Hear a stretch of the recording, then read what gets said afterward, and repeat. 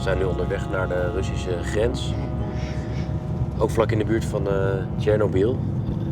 En er staan in de bossen bordjes van radioactiviteit. Dus zolang we op de weg blijven is het goed. Zodra we het bos ingaan, dan mag je je schoenen in de prullenbak gooien. En hier zie ik een Russische vlag. We gaan even kijken of dit de grens is.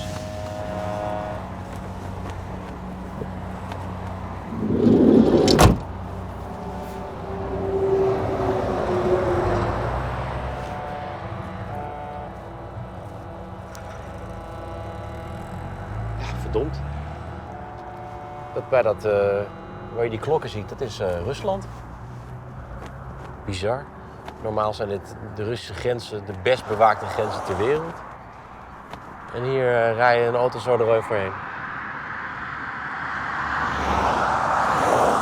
Ja, dat zegt wel wat ook van de banden natuurlijk tussen Wit-Rusland en Rusland.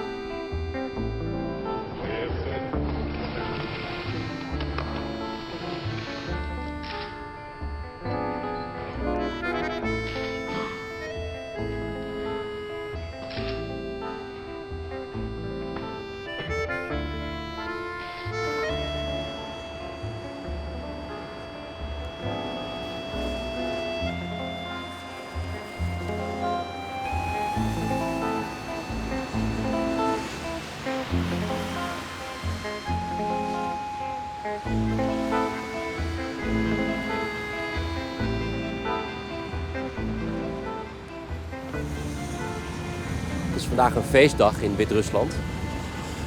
Zie je ook die banner hier achter hangen. Er staat op de dag van de Vereniging van Rusland en Wit-Rusland. С праздником, кстати. Ну, спасибо. Вы можете, что это за праздник сегодня? Так а сегодня, это вчера был День смеха праздник. Вчера, 1 апреля. Вчера, но... Вчера, да? 1 апреля, да. Но... А это какой Ну, день? как типа, ну, кого-то надо подколоть в этот день, вот так вот. Ну, вот такой день называется, да. Ну, там на бендер написано День единства Беларуси и России. Ну, сегодня, ну да, Да. вот сегодня. Ну, а я не посмотрел даже, что там есть. Ну да, единство, да. День, ну да, 2 апреля, все правильно. Сегодня какой-то праздник.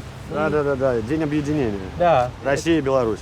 Это тоже хотите, как Ну, было, в принципе, как империя? ничего плохого нету в этом. Нормально. Как бы вроде все хорошо, слава богу. После Крыма ваше мнение не изменилось? Нет, конечно. Крым на родину вернулся. Я за это, я только за. Ага. Все, счастливого. А куда тогда ориентация? Европа или Россия? Центр. Центр, да. Окей. Все, счастливо. Да, Как вам наша погода? очень. Вы очень по-русски хорошо. нормально понимаете? Да, ну чуть-чуть. Russian good. А вы по-белорусски говорите или по-русски? По-русски. Russian. Потому что есть люди здесь, которые тоже по-белорусски говорят. Ну, это так сказать, как вам сказать, сельский язык, village.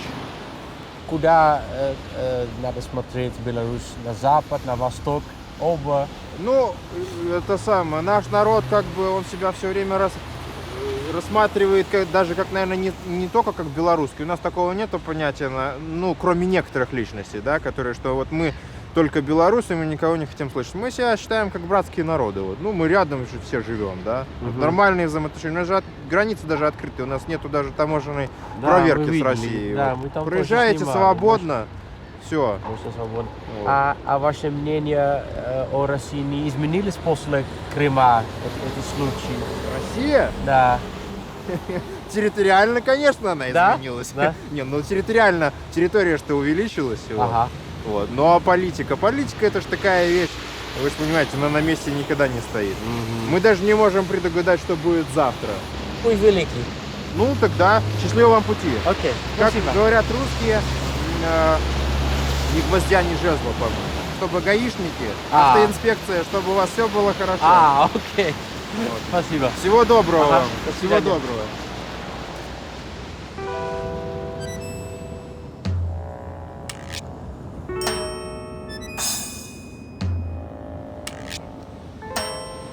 woonde in Moskou vlakbij de Wit-Russische ambassade. En dat was heel grappig. In de ambassade zat een klein schoenenwinkeltje. Volgens mij de enige ambassade ter wereld met een schoenenwinkel. En dat komt omdat de schoenen van Wit-Rusland ontzettend populair zijn in Rusland. Dat was in de Sovjet-tijd al zo. En ze worden nog steeds gemaakt, onder andere hier, in dit enorme gebouw.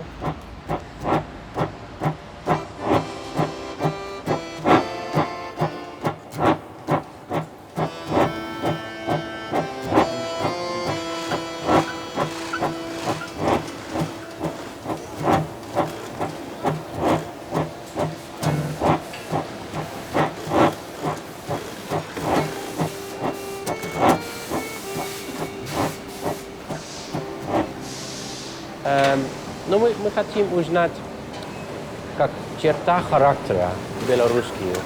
Наверное, с русскими очень похожи. Добрые, отзывчивые, я так думаю. Гостеприимные.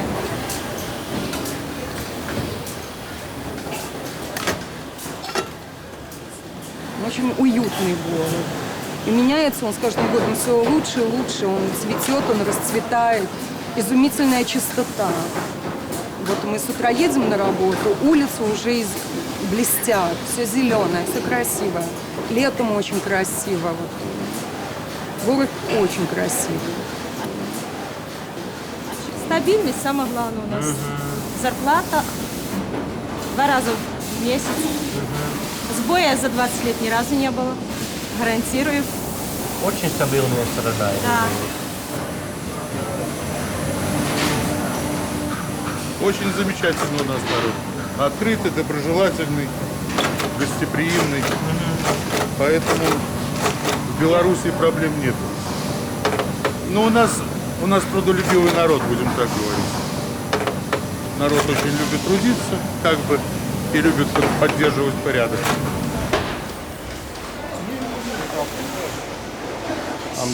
Это сотрудник? Это сотрудник, да. Соtrudnik. Achter de camera staat nu een mannetje die zegt niet waar hij vandaan komt. Hij zegt dat hij hier niet werkt, maar hij doet wel telkens alle deuren open. Heel wonderlijk.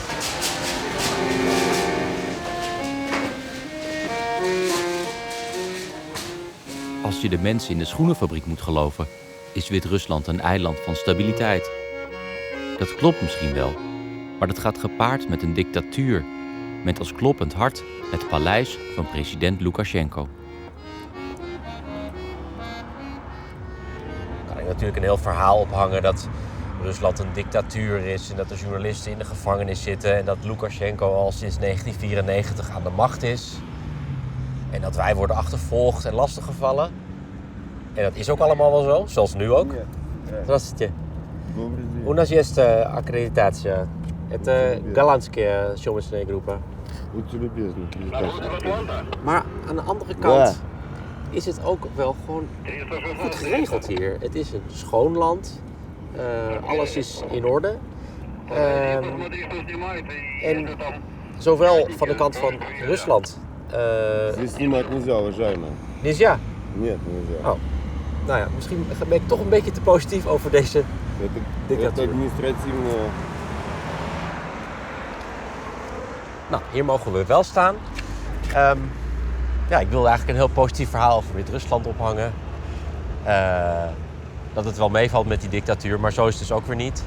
Maar toch, dit land heeft het wel goed voor elkaar. Je moet je voorstellen dat het zit midden tussen Rusland en Europa.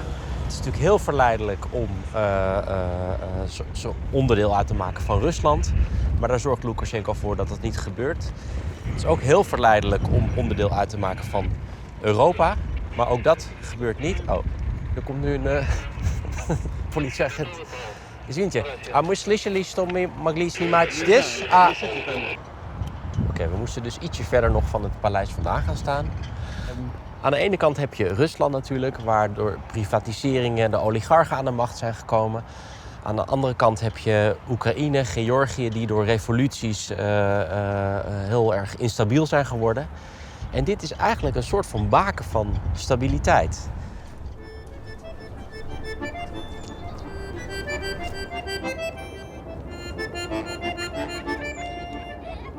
Des te wonderbaarlijker is het dat Wit-Rusland werd opgeschrikt door een aanslag in de metro van Minsk in 2011. 15 mensen kwamen hierbij om het leven. Здравствуйте. А вы не знаете, почему здесь памятник? Это когда-то был тут теракт. Ага. В Франции был теракт. Ага, Поэтому вот это такой понятно. знак. А это известно, кто это делали? Так словили за 2 дня. Да? Это сказка. Конечно, сказка. За 2 дня не словишь.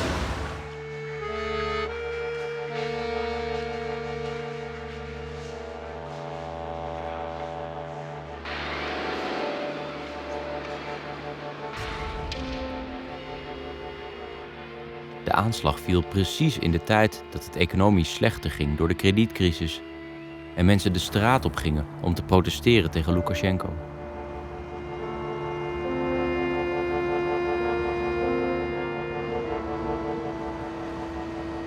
Gelijk zijn er 2 jongens opgepakt en die zijn geëxecuteerd. De doodstraf bestaat hier nog in Wit-Rusland.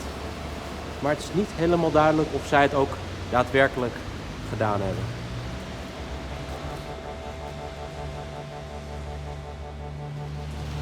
Расстреляли 2 хлопців за то, що якоби вони здійснили це. Я особисто в це не вірю. Нет? Что это явно зробили. Потому что там было подрихтовано так, что не похоже, что это явно. Ага. Ну тогда кто это бы делал?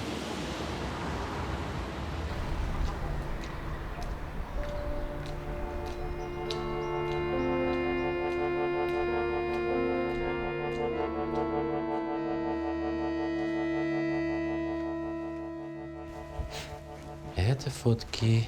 Это Таня, к сожалению, дочка моя с этим. Дочка, да? А сколько лет Дочке разница? 2 года. 2 года. 2 года. А как их отношения было? Прекрасные. Да?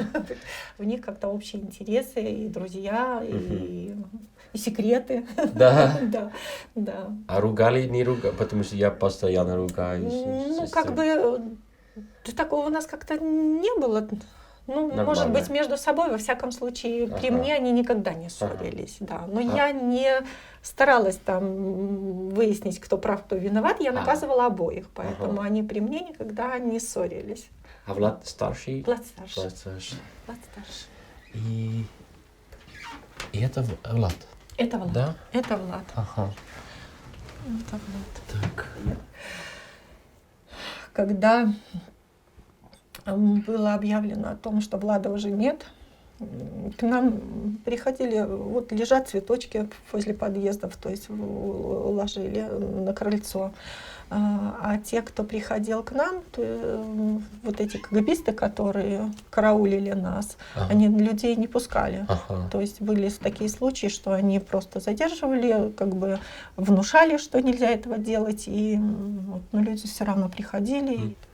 Тогда 17 числа и в Минске на станции вот, метро Октябрьская были портреты Влада. КГБ всех задерживали, но все равно люди выходили и писали 15 плюс 2, 17, то есть плюс к тем жертвам, которые погибли в метро, еще добавляли Влада и Диму. То есть получается уже реальное число 17 человек было. А вообще Владислав какой он был? Ну, с друзьями, с товарищами. Он очень был добрым, общительным мальчиком. То есть он занимался рекламой, изучал фондовый рынок. То есть у него были на будущее планы. Но на тот момент, 11-й год был очень сложный и по политически, и экономически. Ну, вот, на фоне вот этого Лукашенко нужно было как-то людей отвлечь от всех этих проблем. Вот. И здесь, значит, взрыв. А что вы думали, кто это делали? Ну, делает у нас, я так думаю, это спецслужбы. Это мое такое мнение, потому что, вы сами понимаете, даже то, что озвучило следствие, взрывное устройство, невозможно сделать ни обычным парням, ни самоучкам. То здесь это реально делали люди, которые понимают, знают о взрывном деле. Вот их взяли 12 апреля, и уже утром уже было в 5 часов получено признание. Поэтому это не дни. Их Очень прессовали, да, их били всю ночь. То есть над ними издевались, и тем самым они признались. То есть, вы понимаете, еще когда длилось следствие, уже были награждены люди, которые, в частности, швед, который был руководителем следственной группы, он получил звание, в числе и Федорцов судья, и в том числе совсем недавно был награжден Воронин, который был следователем у Влада. Вы понимаете, это уже говорит о том, чей это был интерес.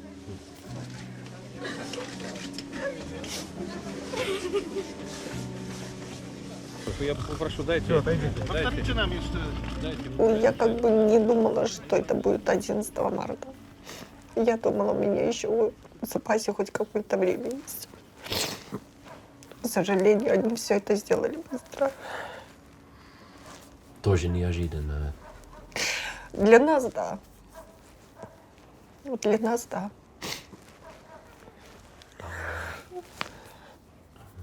Что потом они делали с телом? Никто не знает, что они делают с телами людей, которых расстреливают. Никто. Об этом они не говорят. Вы его видели после наказания, когда он... Нет, у нас приводят в исполнение. Родственникам вообще ничего не говорят.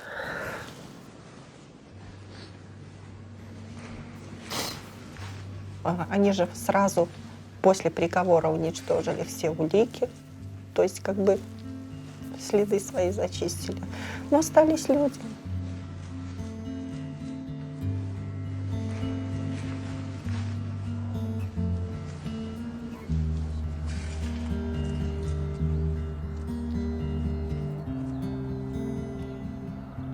Op het eerste gezicht lijkt Wit-Rusland een opgeruimd land.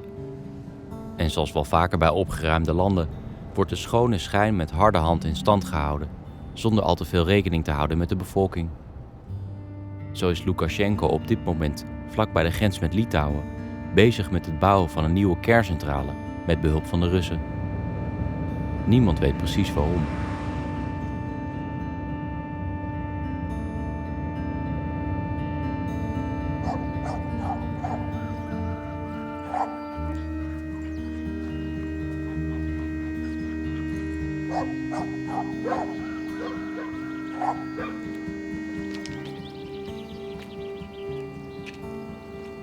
А как деревня называется вообще? Деревня Бобровники. Это деревня, да? Ну, Или в смысле как и что? ну, сколько людей здесь живут? Людей, человек 60 где-то есть. 60. 60 человек. Уже люди пожилые здесь. И уже один деревенька. магазин. Один магазин. Хватает одного Это магазина. хорошо для вас. Все придут сюда. Конечно, все приходят весело, собираются, когда хлеб особенно людей много. Ага, понятно. А сейчас строится как-то станция здесь. Строится. Строим станцию, свет будет бесплатный, говорили. Ну это хорошо. Это хорошо. А что вы думаете? Судьба есть судьба. Да, Если будет все хорошо, будет... надеемся, будет все хорошо. Все-таки надо где-то строить, везде люди живут. Ну как ваше мнение? Мнение, надеемся, что все хорошо будет. Это работа, но на Работа, самом деле вот это щас- тоже опасно.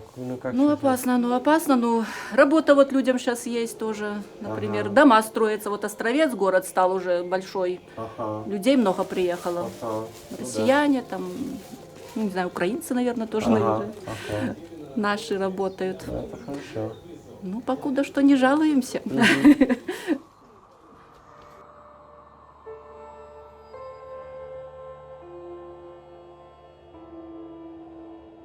Zo'n 30 jaar geleden ontplofte de kerncentrale bij Tsjernobyl, vlakbij de zuidgrens van Wit-Rusland. De wind kwam uit het zuiden en daardoor werd Wit-Rusland zwaar getroffen door een radioactieve wolk die over het land trok. 60% van het land is nog steeds vervuild met radioactief materiaal. En nu bouwen ze een kerncentrale net in het gebied dat niet besmet raakte. In dit gebied wonen veel vluchtelingen uit de radioactieve zone.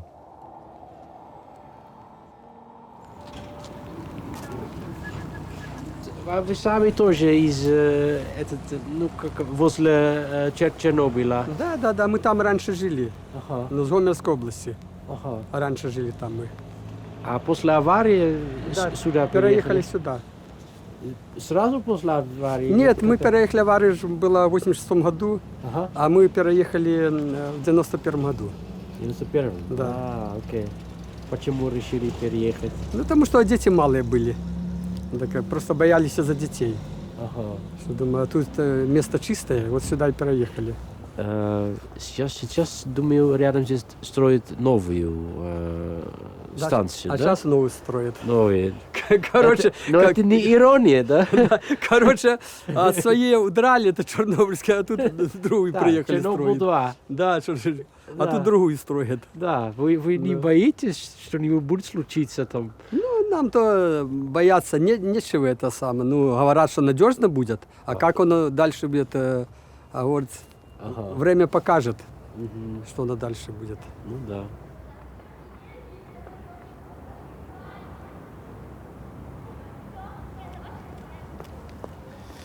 Ребята, то, что я пережил, нежелательно. А то, что она строится, ну что же, от меня это ничего не зависит. Может быть, она и хорошо. Может быть, она и нужна, эта станция, потому что мы, бульбаши, окажутся без света и тепла. Ну, не знаю.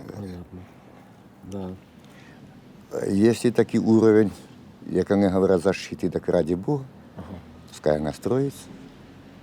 Только чтобы, дай Бог, все хорошо. Чтобы не воевали, не ругались друг с другом, а наоборот, приглашали гости.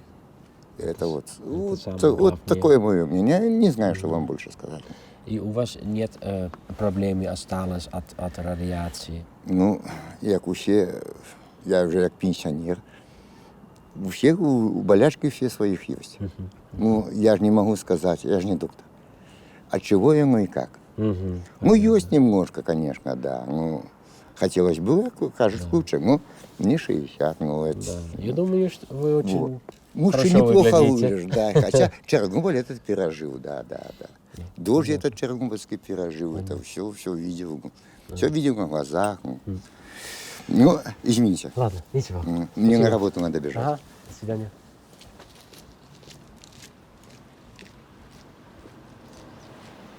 Dan kan ik me dus één ding voorstellen, dat je dicht bij een kerncentrale woont en niet begrijpt wat de gevaren zijn.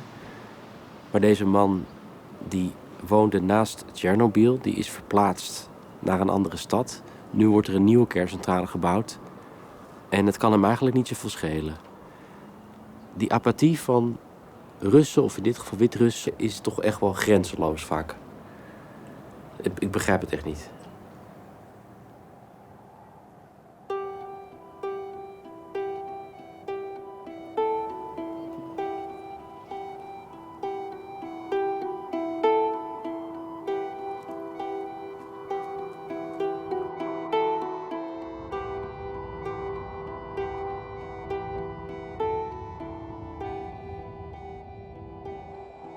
De bewoners van Ostrovets wachten lijdzaam af.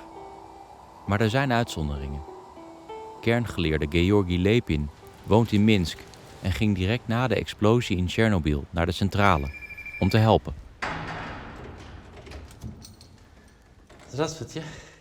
Здравствуйте. На ступеньку нельзя, да?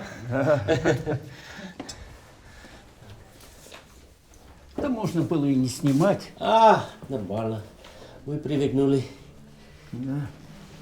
Каким образом вы участвовали в Чернобыле? Сам поехал.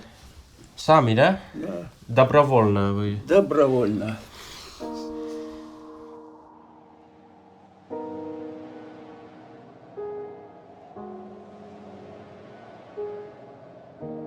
Там, когда население ушло, бросили дома, а в домах большие сады. И мы там, в этих садах, собирали фрукты. Любые, начиная от яблок, кончая ягодами, там, виноградом, чем угодно. Оказалось, что эти фрукты практически чистые. То есть у них корневая система глубокая, а там чистая. Вот каждый раз, когда ехали со станции в Чернобыль, на ночь, высаживались из автобуса, шли каждый в свою, набирали этих фруктов и ели. Может быть, благодаря именно этому многие из нас выжили. Давайте найдем.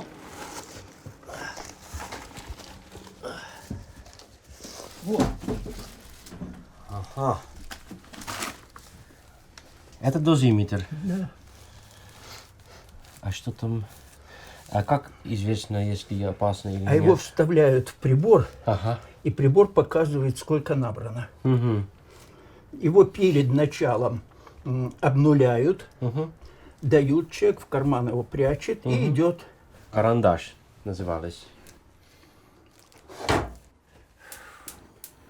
Как-то мы перед очередной годовщиной, это уже лет 5-6 тому назад было, мы собрались, несколько человек ученых, и подумали о том, не создать ли нам такое общественное движение, ученые за безъядерную Беларусь. Он, выступая где-то в Могилевской или в Хойниках, тут же сказал, что это не ученые, это бандиты от науки, это враги белорусского народа. Но зачем, нужна ли вообще атомная станция Беларуси? Она не нужна, она вредна. Россия дает эти деньги и контролирует строительство. И уран тоже из России. Все, конечно. Здесь совершенно четкое положение. Кто построил станцию, тот обеспечивает ее топливом. Другого варианта нет. Поэтому, когда у нас пытаются говорить, что вот видите, мы сейчас от России зависим, нам газ, нефть мы оттуда берем, так вот мы хотим быть независимыми. Это глупость. Это еще большая зависимость. Вот когда задается вопрос, для чего строится станция, то тут несколько может быть вариантов. Один вариант – строится для того, чтобы обеспечить нас самих электроэнергией. Один вариант. Для Беларуси эта станция не нужна. У Беларуси сегодня есть полное обеспечение электроэнергии за счет своих станций. Второй вариант – строить для продажи. Расчет был на то, что эти две станции обеспечат электроэнергией Прибалтику и Польшу. Но когда эти страны вошли в Европейский Союз, они вдруг решили перейти в систему Европейского Союза. И они между собой обмениваться энергией не могут. Третий вариант – строить для того, чтобы сделать атомную бомбу.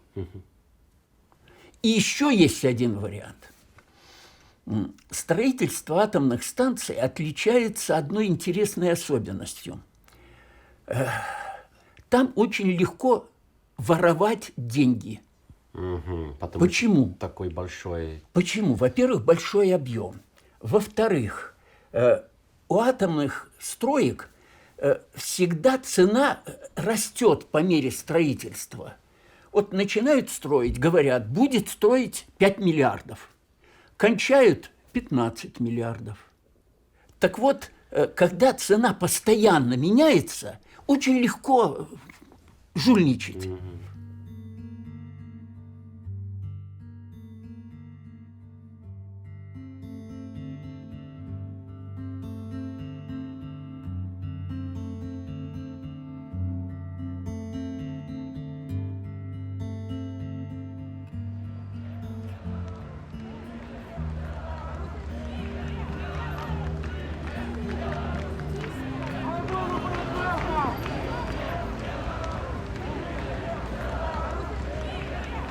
Op zich wordt de oppositie van Wit-Rusland onderdrukt. Het is niet mogelijk voor hun om te demonstreren. Maar 1 keer per jaar mogen ze de straten. En dat heeft te maken met de dag van de onafhankelijkheid van Wit-Rusland in 1918. En dan lopen ze rond met de oude vlag van Wit-Rusland, de rood-witte vlag. Eigenlijk was die om 6 uur 's avonds georganiseerd. Maar een paar dagen van tevoren hebben ze die vervroegd naar 3 uur 's middags. Waardoor er maar eigenlijk een paar honderd man meelopen op dit moment.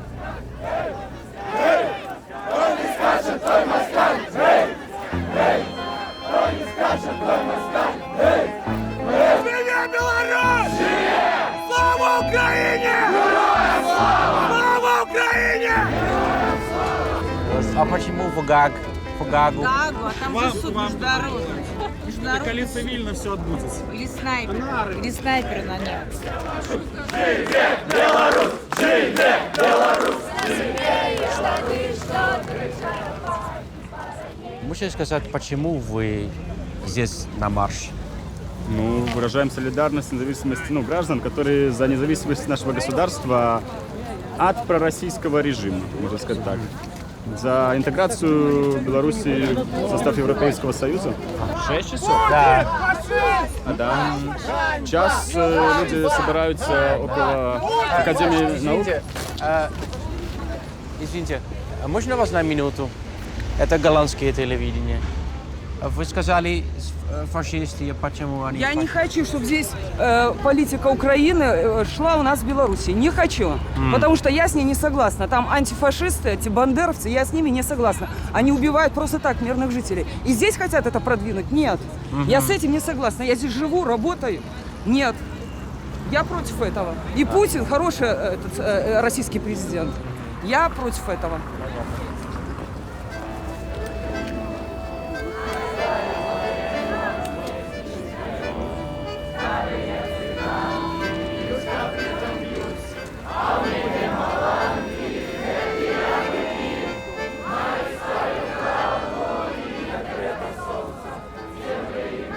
Потому что, в принципе, люди в Беларуси, они как ориентация больше к России или к Европе?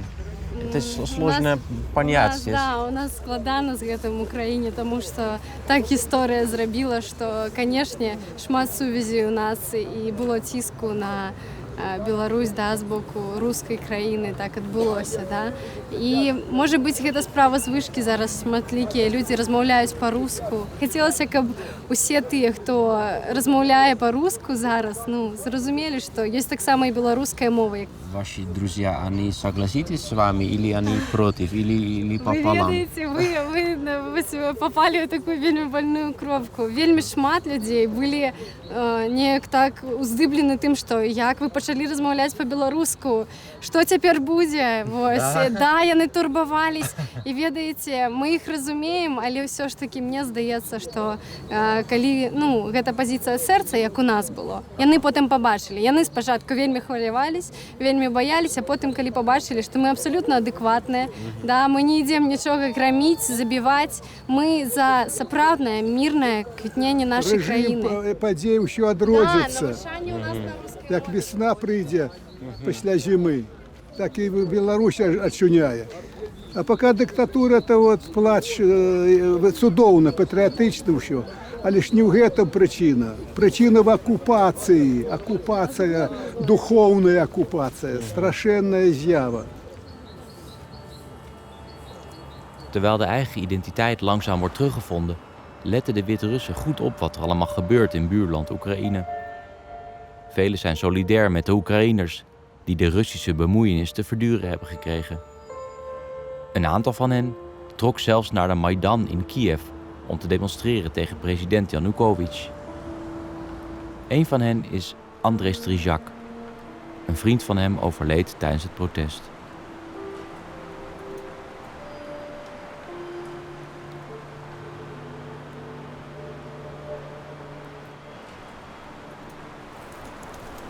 Такое тихое место. Да. И вот они такую большую ограду поставили, потому что это уже подготовка к тому, что здесь вся семья ляжет. Ну, у нас есть такая традиция часто среди, особенно для выходцев из деревни, класть мертвых rядom.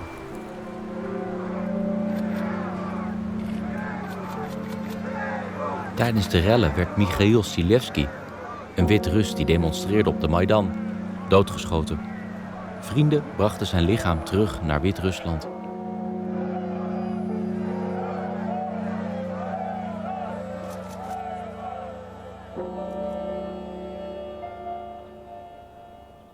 А что местные люди думают о Михаиле? Единственное, что, конечно, уже сейчас это такая одиозная ситуация, учитывая то, что очень многие сторонники так называемого русского мира, ну, такие пророссийские, проимперские активисты, они выставляют его как каким-то бандитом таким вот, ну, который... Фашист, да, нацист, убийца. И иногда здесь бывают неприятные инциденты, приезжают, тут оскверняют могилу. То есть вот венки, например, вот видите, там это не просто так порвано. То есть эта ленточка сине-желтая, она была разорвана и валялась здесь. Вот. Его там провожали, конечно, как героя, потому что для Украины он, для той Украины, которая борется за свою независимость и стоял на Майдане, он, конечно, герой. В Беларуси вам так не скажут однозначно. Не герой. Не скажут однозначно. Андрей, ты и сейчас думаешь, что Майдан был хорошая идея? Если вы сейчас... Если бы провернуть фарш назад, да. Как говорится, да? Если бы мне сказали, что в твоей стране могут произойти изменения путем вот такого вот действия, которое привело к кровопролитию, то я бы, наверное, сказал бы на это, что давайте, ребята, договариваться как угодно, но только не убивать друг друга. Немножко другая специфика. Государство здесь более монолитно, и оно тоже попадает во многие собственные западни, которые само себе построило. Например, вот этот курс на интеграцию с Российской Федерацией, когда сейчас возникает ситуация, что в России такая имперская агрессивная политика, направленная на инкорпорирование соседей в себя, грубо говоря, то у Беларуси особо нечем и крыть, потому что мы все эти 25 лет выстраиваем отношения таким образом, что это типа старший брат, что мы все время там вместе, что нет никакой особой разницы. А когда возникла ситуация, что разницу нужно подчеркивать, оказалось, что ее черпать негде. Что люди смотрят российское телевидение, люди во многом думают, как... диктует российское телевидение, которое далеко от СМИ уже ушло. Это пропаганда, это информационные войска. И люди подвержены этому всему. Очень многие мои знакомые, адекватные, нормальные ребята, которые в такой жизни, как бы в обыкновенные, абсолютно вменяемые люди, они подвержены этой пропаганде. Я с ужасом на это смотрю.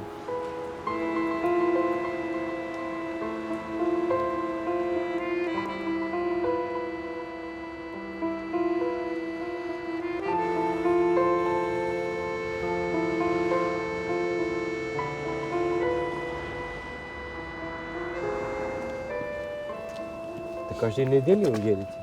Мы планируем делать раз в 2 недели этот маршрут. Это первый наш заезд, то есть это пробный. Как это будет получаться, еще пока не знаем, но посмотрим.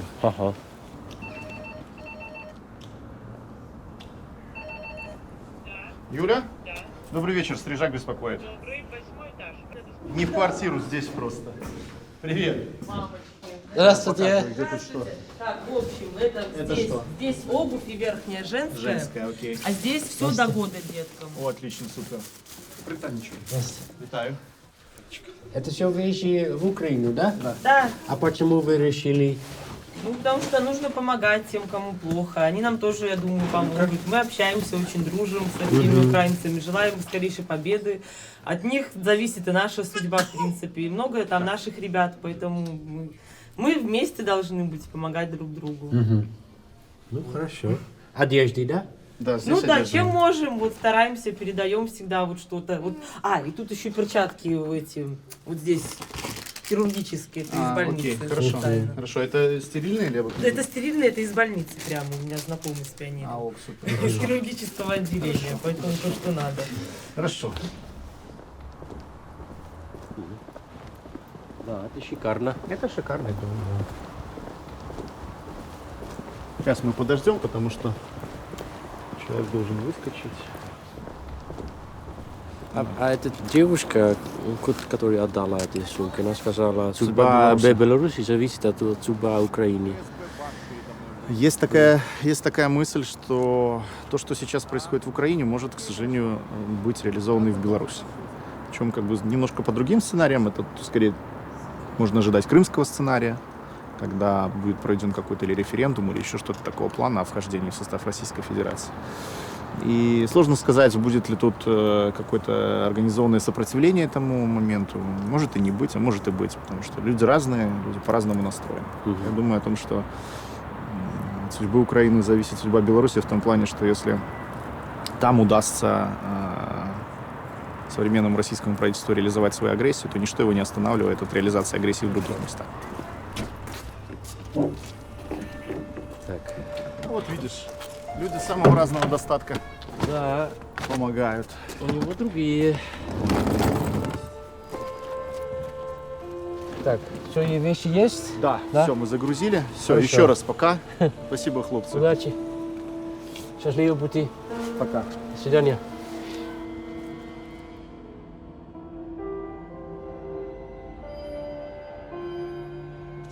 А если есть некоторые тут умники, считающие, что белорусская земля – это часть, ну, как они говорят сейчас, русского мира и чуть ли не России, забудьте. Кто помышляет о том, что нет такой страны Беларусь, не было там и так далее. И не было, а сейчас есть. И с этим надо считаться. И мы свою землю никому не отдадим. Это моя задача. Как она не трудна и тяжела, я ее решу. Я выполню свою миссию, чего бы это мне не стоило. И за моей спиной стоят сотни тысяч таких людей вооруженных. Na vele miljarden en vele jaren zal de kerncentrale van Ostrovets er misschien ooit komen te staan. En dan is de vraag, wat gaat Lukasjenko er dan mee doen? Dat de Russen er hun expertise komen brengen is zeker. De vraag is wat dat betekent, zo'n 20 kilometer van de grens met Europa. Thanks for watching the video. You can of course look at the next episode, or you can look at the other recommended series, and don't forget to subscribe to our channel.